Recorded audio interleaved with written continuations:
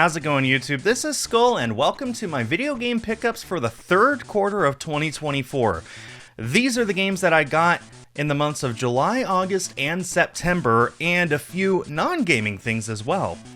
I don't really know where to start. I'm just gonna start with what's right here in front of me on my desk, I guess. So, amazingly, even though we all thought that Sora would be the final amiibo released, we didn't just get one new amiibo, we got two new amiibo. And we didn't just get two new amiibo, we got two new sets of two amiibo.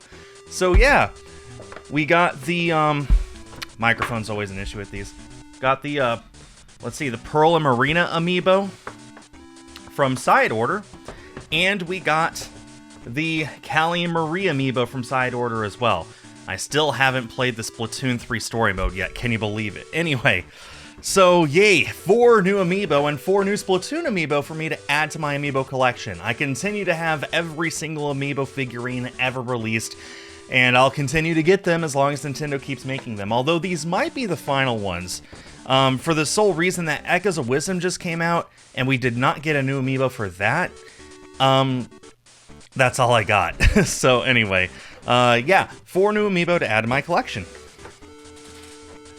Let's see here, rearrange some stuff here on the shelf. Not really sure what to focus on next. I'll go ahead and show off my Wii U games here, and rearrange this stuff so that it doesn't risk falling over. Anyway, so I told you guys last time that I need to average about one Wii U game a month if I want to finish up my Wii U collection by the end of 2025. You can see there my Wii U shelf, and I have a gap in the shelf where every single missing game goes, and it's almost full. So I needed to get 3 games this last quarter, and I only ended up getting 2 due to reasons.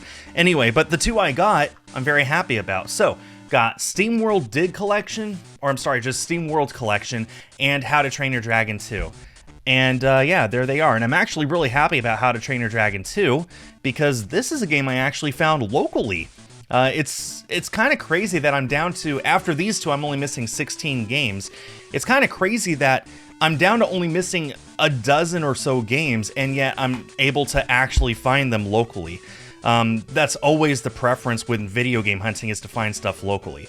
I seriously doubt that the games that I'm still missing I'll be able to find locally, but hey, at least I was able to find one. It's kind of crazy for me to think that this might be the final Wii U game I ever get locally. Very, very likely the last 16 games I'll just have to get on eBay. I'm not sure what I'm going to go after next. I'm still missing Terraria, I'm still missing Mario Party 10, but I'm also missing some of the more expensive games like Game & Wario, especially Turbo and Book of Unwritten Tales 2. I'm just missing a lot. But still, I am vigilant to try and get a Wii U game every single month between now and when I'm done with my collection. So hopefully, by this time next year, that shelf is going to be close to full, only missing 5 games or less. One can only hope. I'm going to go ahead and save my non-video game stuff for last. All the actual games I have left to show off are all Switch games, so of course, the big release from the last quarter was The Legend of Zelda Echoes of Wisdom. This is the very first mainline Zelda game where you're able to play as Zelda. Although I guess people forget about the CDI games. We don't forget, we just pretend those don't exist, I guess. Anyway, so I'm really looking forward to playing this. I haven't had a chance yet, but hopefully even just today, as soon as I'm done recording this video, I'll have a chance to sit down and play it. Let's see. Got some limited edition games here. So, this is a game that I pre-ordered over a year ago. I think I placed my order for this back in April of 2023, something like that, and it finally arrived. This is Wife Quest. This is from a limited print company called Premium Edition Games, and I got the limited edition, which comes with the game, the soundtrack, a bunch of other cool things, but yeah, so I actually played through this for East Asia Soft on their Twitch channel a number of years ago, and when I found out it was getting a physical release on the Switch, I had to get it. It took its sweet time getting printed and shipped to me, but it's finally here. I'm happy to have it. This is a super, super fun game. Very funny game, too. Like, I actually laughed quite a few times playing this. It's a great game, and I'm glad that it got a physical release. Well-deserved physical release. Speaking of East Asia Soft, so I mention this every single video. I stream for East Asia Soft on their Twitch at twitch.tv/EastAsiaSoft, and I stream for them 3 times a week. And part of their payment, part of my payment for working with them, is that they send me physical games whenever I ask for them. So this quarter, they sent me this game, which is called, I am going to butcher this pronunciation, Hakuoki. I know nothing about it. I haven't played it for them on stream or anything, but it's a limited edition, or it's not a limited edition, it's a physical release of one of their games. Well, it is the limited edition, but that's just because that's what they send me. What sets the limited editions apart is that they're only $10 more, but you usually get the game, the soundtrack, a bunch of extra goodies like an art card, and at the back of every single one of them, it's individually numbered. So as you can see here, my individual number is 0003. So yeah, a really, really low number. I think this is actually the lowest number that I have, although I do have a few limited editions that are sample copies, which are unnumbered. They were printed before the numbers were printed on them, which that's really cool. The number doesn't mean anything to me, honestly. It's just, I'm just happy to have it. I continue to have a 100% complete East Asia Soft Switch collection. This is release number 41. And then this is another game. This is a big boy here. So this is a game that I was playing earlier this year, and I finally finished around April, May, somewhere around there, maybe June. Anyway, so this is something that I was really looking forward to. And when I found out this was getting a physical release, I had to go and buy the best edition that there was, because I just liked this game that much.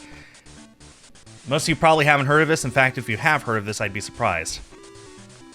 Zhanyan Sword, Mists Beyond the Mountains.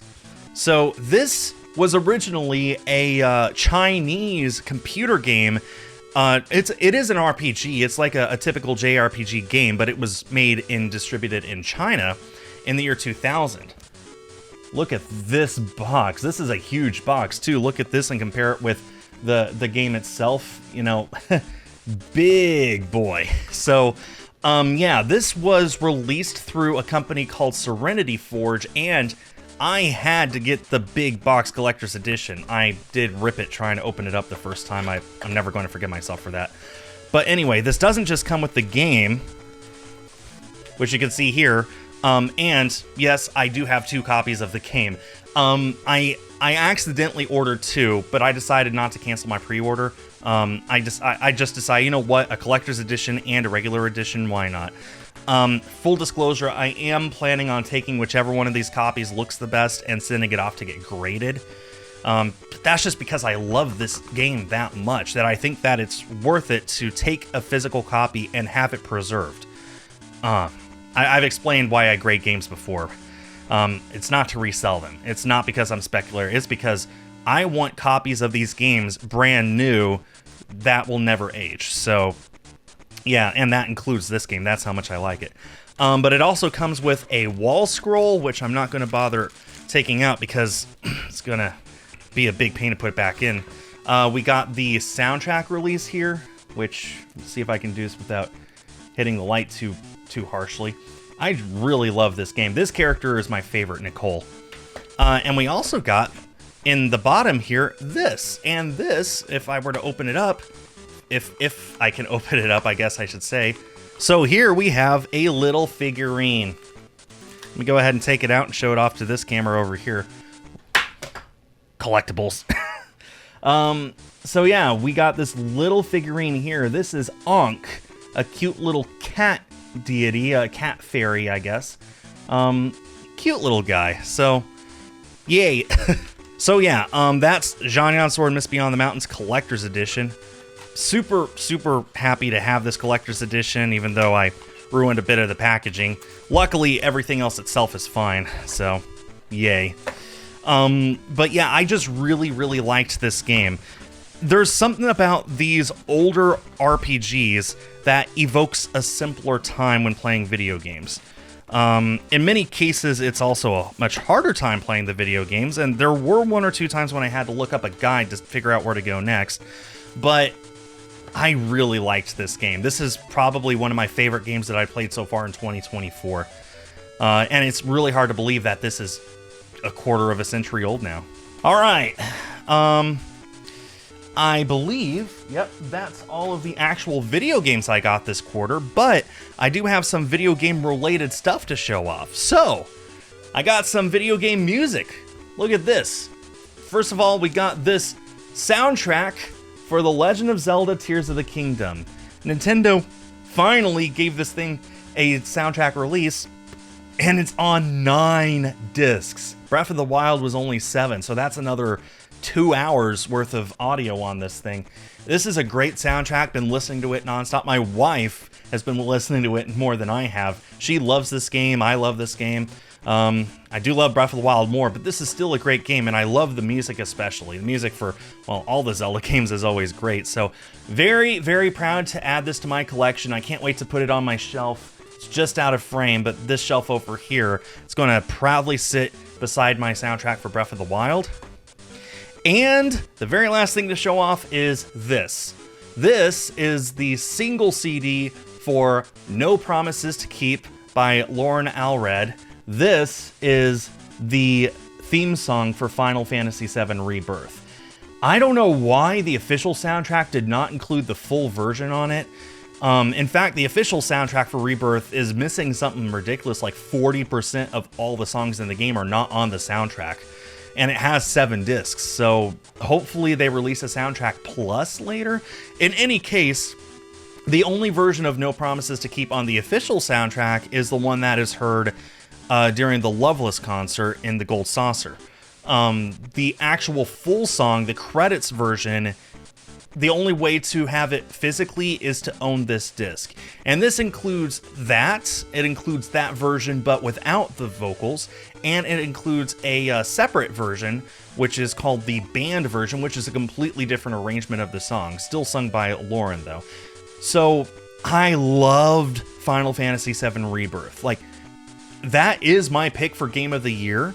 And the Final Fantasy VII Remake trilogy thus far might just be my new favorite video game ever when you combine both games, and hopefully the third is good too. So I just really, really wanted to get this single CD and be able to listen to the full song whenever I want. Beautiful song, just words cannot describe how much I love Rebirth, okay? So anyway, that'll bring this video to an end. The thing that I'm most happy to have gotten is probably the collector's edition of Zhanyan Sword, Mist Beyond the Mountains. But I'm very happy for everything that I got these last 3 months, and wouldn't you know it, 3 months from now is December, which means I've got some Christmas stuff to look forward to. So I'll see you all then. Let me know if you guys picked up anything recently, and yeah, hope you all go out and find some great video games to add to your collection. Thanks everyone for watching, and stay tuned for more.